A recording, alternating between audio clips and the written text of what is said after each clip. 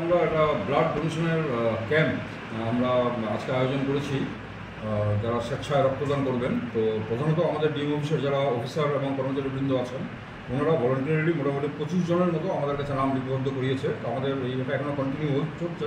এখন পর্যন্ত প্রায় 11 জন অলরেডি ওনারা রক্তদান করেছেন।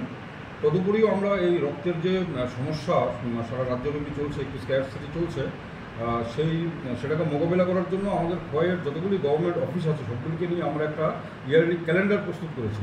যেমন ওই ক্যালেন্ডার ওয়াইজ প্রত্যেকটা অফিসের যারা অফিসার কর্মচারী বৃন্দ আছেন, ওনারা সবাই এই রক্তদান শিবিরে ভলেন্টারিলি ওনারা যোগদান করবেন। এবং আমাদের একটা আন্তরিক প্রচেষ্টা হচ্ছে যে এই যে একটা অপ্রতুলতা সেই অবস্থা থেকে যাতে আমরা উত্তীর্ণ হতে পারি, যাতে আমরা বেরিয়ে আসতে পারি, তার জন্য আমরা সম্মুখভাবে সমস্ত ডিপার্টমেন্ট আমরা এই উদ্যোগটা গ্রহণ করেছি। Thank you sir.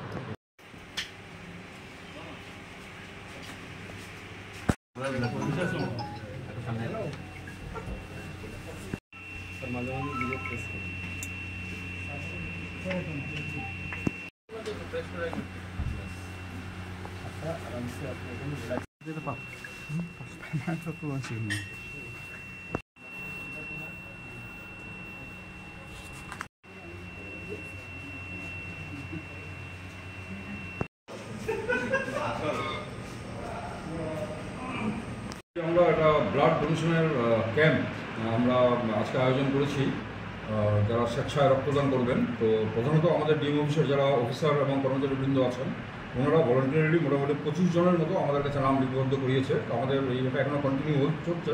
এখন পর্যন্ত প্রায় 11 জন অলরেডি ওনারা রক্তদান করেছেন।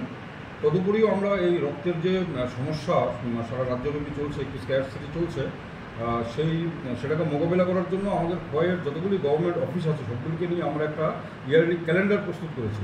যেমন ওই ক্যালেন্ডার ওয়াইজ প্রত্যেকটা অফিসের যারা অফিসার কর্মচারী বৃন্দ আছেন, ওনারা সবাই এই রক্তদান শিবিরে ভলেন্টারিলি ওনারা যোগদান করবেন। এবং আমাদের একটা আন্তরিক প্রচেষ্টা হচ্ছে যে এই যে একটা অপ্রতুলতা সেই অবস্থা থেকে যাতে আমরা উত্তীর্ণ হতে পারি, যাতে আমরা বেরিয়ে আসতে পারি, তার জন্য আমরা সম্মুখভাবে সমস্ত ডিপার্টমেন্ট আমরা এই উদ্যোগটা গ্রহণ করেছি।